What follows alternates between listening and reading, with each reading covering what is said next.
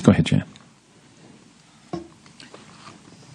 I'm concerned that the NFL has a very troubling record of denying and discrediting scientific inquiry into the risks of playing football. When Dr. Bennett Amalu, published evidence of CTE in the brain in former player Mike Webster, NFL doctors went on a campaign to discredit and undermine both the doctor and his work.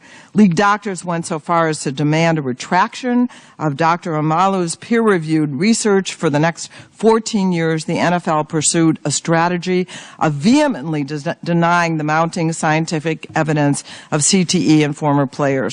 The league also began producing biased, non-peer-reviewed research that contradicted a growing consensus among the independent scientific community that routine repetitive hits in football are linked to chronic brain damage. The NFL effectively suppressed critical information for current and future players about the long-term health implications of playing tackle football. And as recently as February 4th, 2016, 3 days before the Super Bowl, Dr. Mitchell Berger, a member of the NFL's Head, Neck, and Spine Committee, denied there was a, quote, link, unquote, between football and CTE. Dr. Berger grudgingly admitted only that there, quote, can be, unquote, an association between football and CTE because some former players have developed the disease. To hear an NFL-affiliated physician waffle and obfuscate about such a basic, scientifically established connection is truly astonishing.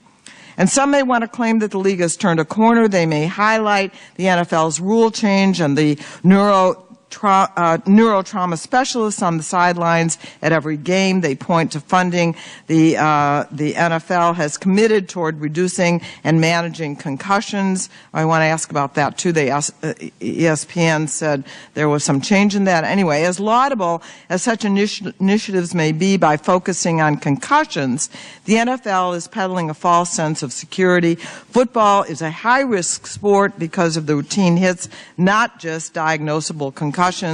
What the American public needs now is honesty about the health risks, clearly more research, the risks inherent in popular sports like football. So I just want to ask what I think is a yes or no question from both Dr. Miller and Dr. McKee. Let me ask Dr. McKee first. Do you think there is a link between football and degenerative brain disorders like CTE?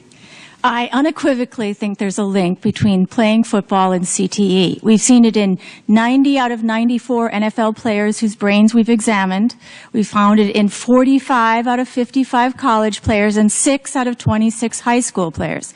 Now, I don't think this represents how common this disease is in the living population. But the fact that over 5 years I've been able to accumulate this number of cases in football players, it cannot be rare. In fact, I think we are going to be surprised at how common it is. And the other thing I really want to emphasize in this discussion is it's not about concussions. It's about limiting head injury that occurs on every single play of the game at every single level of this game. We have to eliminate somehow the cumulative head impacts. We need to have sensors or accelerometers, some way of gauging the number of impacts and limiting them so that we can maintain safety for our athletes, especially at the youth level when they don't intend to make their life about football. And we have seen many times, Lisa and I, amateur athletes come down with this disease. It's devastating when you see this disease in a 25-year-old.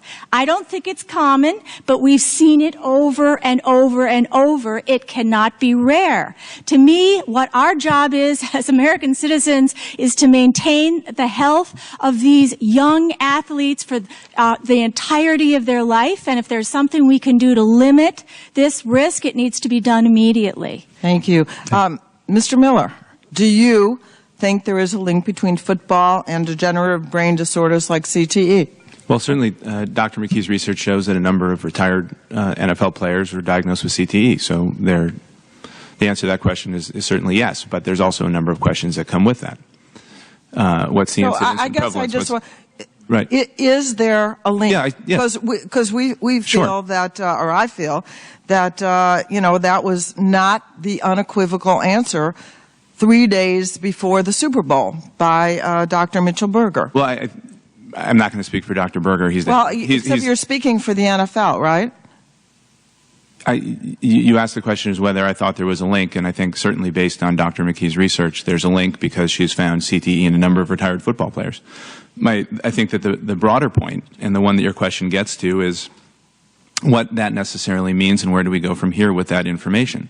And so when we talk about a link, or you talk about the incidence or the prevalence, I think that some of the medical experts around the table, just for the record, I'm not a medical physician, so I feel limited here, or a scientist. I feel limited in answering much more than that, other than the direct answer to your question. I would defer to a number of the people around the table as to what the science means around the question that you're asking. Okay, I'm happy to answer the specific question. I have another